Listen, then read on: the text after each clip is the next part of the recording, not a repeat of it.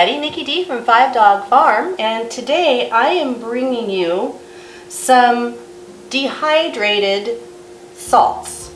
Now what do I mean by dehydrated salts? Well, I kind of went on a dehydrating bonanza this season, this garden season. I wasn't able to do a lot of canning, and so most of everything went into our dehydrator. And with holidays coming soon and lots of dehydrated stuff hanging around, I thought, how can I make this work for me in an advantageous way? Well, everybody in our family loves to eat. Several in our family love to cook, and I thought this would be sort of a really cool way for me to gift our garden to them. We have, I can't tell you how many birthdays in November right before December. It's killer. So the holiday season for us is gift giving upon gift giving. I thought this was a great way to make it delicious, extremely personal, and one of a kind. So what do we have here? Well, I dehydrated some of our tomatoes. We had the little beautiful yellow pear tomatoes along with just some of the regular big boy type tomatoes. So I had dehydrated some of those. Whenever I use lemons, limes, oranges, I dehydrate the peels. They're organic. Remember, they must be organic. I peel them and I dehydrate the peels. So I have a little bit of lemon here. This is a mix. I had been rushing one night and I had tomatoes, I had peppers, I washed everything, I chopped it all up, I threw it in the dehydrator. So this is a mix of red pepper, bell pepper, green bell pepper, and some tomatoes that got dehydrated. This is jalapeno, and oh, I'm sorry, this is jalapeno back here. This is my jalapeno. This is green bell pepper, which is this small thing here, believe it or not. That was bell peppers. That's just plain old green bell pepper. This is our cayenne pepper, which we had tons of this year. It was wonderful. I am excited about all the red pepper that we have. And then I thought for fun, I bought some organic Italian seasoning because I use that on a lot of things. Soups, stews, gravies, you name it. So you could take each of these individually and turn them into a wonderful salt, which I have done before. Or you can take what you think sounds good as a flavor combination and kind of kick it up a little bit. So all you need to do is take a 1/4 cup of salt, whatever your favorite. I use a coarse salt. You can use Celtic salt, you can use sea salt, you can use kosher salt. I love fleur de sel, although that's a little moist. You'd have to let this sit and dry, but the other salts you don't have to do that with. So 1/4 cup of salt, and then 3 tablespoons of your favorite dehydrated veggie or citrus that you have, or perhaps you just have a seasoning that you like, and you pop it in. This is really tough, guys, real tough. Mix it up. I'll tell you the toughest part. Let me give you a little Nikki's tip for the day. So I was using my little food processor here because this is the only one that's not in storage right now. My mortar and pestle are in storage, and I really love using those for this sort of a thing. But I use this, and I'm rolling along with my tomatoes and my lemon, and I get to my jalapeno, and I'm not paying attention, and I open up the top, and what should waft out? A big cloud of jalapeno dust. It's making me want to sneeze right now. Be careful if you use some type of food processor. First of all, don't play with it. And secondly, when you take that lid off and you've done your jalapeno or any other, your red peppers, hold your breath, run away, I don't know, just don't breathe in. You clear your sinuses. So, see?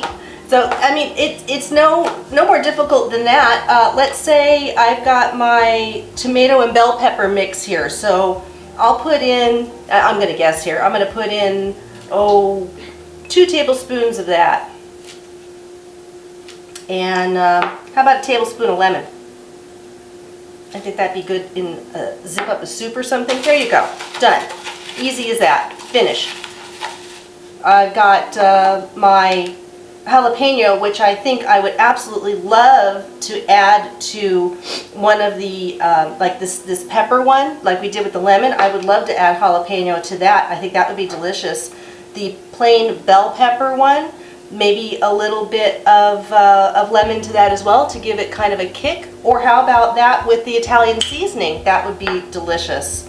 The cayenne pepper, again, you could add, do you want jalapeno in that too for an added kick? The thing is that the sky is the limit with this, and that's the fun part of doing all of this. I like to do my grind a little chunky, not all powdery. Your decision. If you want it to be complete powder, that's fine too. There is no hard, fast rule with doing your own favorite salts for folks.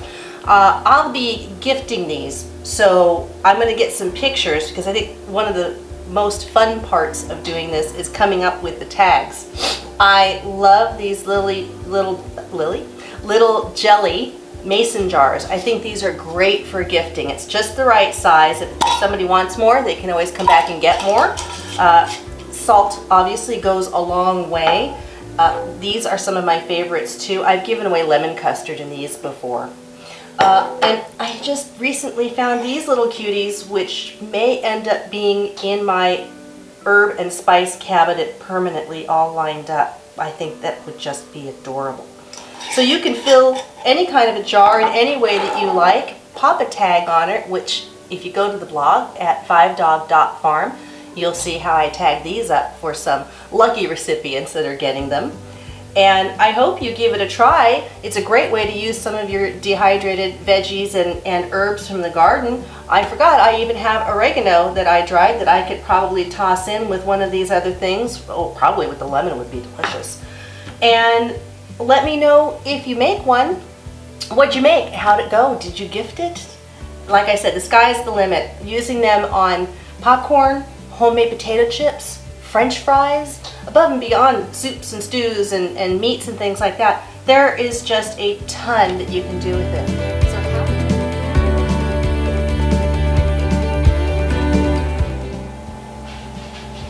I couldn't let this video go without talking about tagging. I think these are great for gifts. There are so many things you can do. You can apply it to whatever if you're gift giving, to the recipient's tastes, whatever it is that they enjoy eating. It is just such a cool thing to do from home, so unexpected and so simple. Now, I used kosher salt, which is what I happen to have over at Gigi's.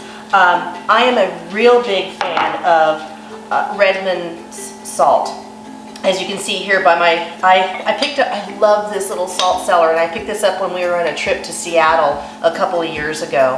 And as you can see, it's almost empty. And I haven't repurchased any of the Redmonds yet because I'm just kind of trying to go through what I have. And right now I have coarse kosher salt.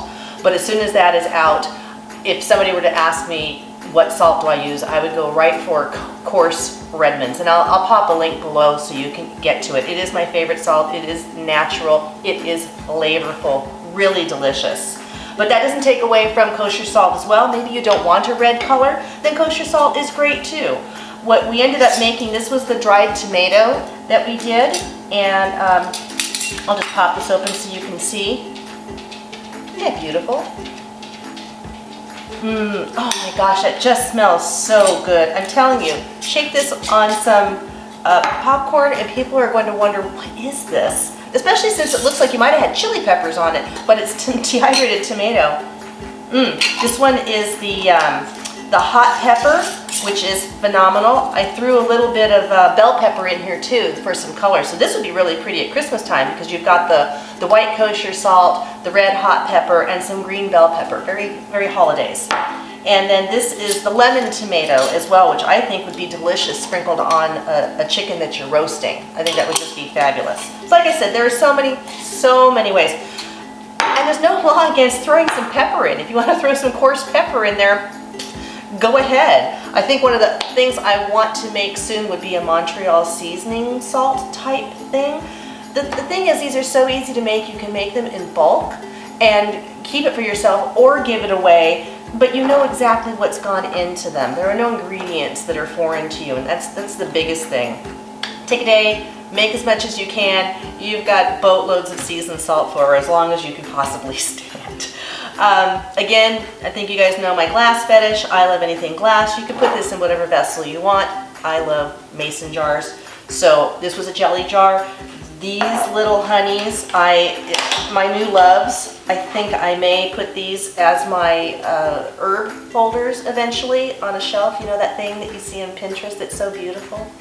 Wouldn't that be nice? Well, maybe someday, I don't know. But I love these. I like the size as well. And then as far as tagging goes, baker's twine, yard twine, this is for my garden, festive twine, ribbon, whatever you want. Tags, however you want to do it. I do larger tags because I like to be able to write out what this, if I'm giving it obviously, what it is. And then a little note on the back from me. In this case, I just took the twine, the two twines, and the baker's twine and the jute, and just tied them together. And you just pop it on here and you're good to go. Of course, you know, you always have the ability to just write on top of the jar, or you can do some cute stickers. Again, this is the crafty part that's fun. The sky's the limit. Whatever you like, whatever your imagination brings you, whatever you want to do. And then, you know, boom, you've got your tag, cut it down, do whatever you need to do. I have tags of all dimensions, but like I said, when I give something, I prefer to be able to write out. Sometimes I even put a little recipe on here if I can type it on my computer, print it out, and pop it on here. So there you go. Stickers, you can do stickers, whatever you like, enjoy, and let us know if you make the dry salts with the different dehydrated herbs from your garden or what have you. Let us know what it is that you put in yours. I love to hear these combinations. So you can just pop a comment down here or go over to the blog at 5dog.farm. Leave a comment there. Let us know what it is that you made and how it came out. So thanks for watching. This is Nikki D from 5 Dog Farm. We'll talk to you soon.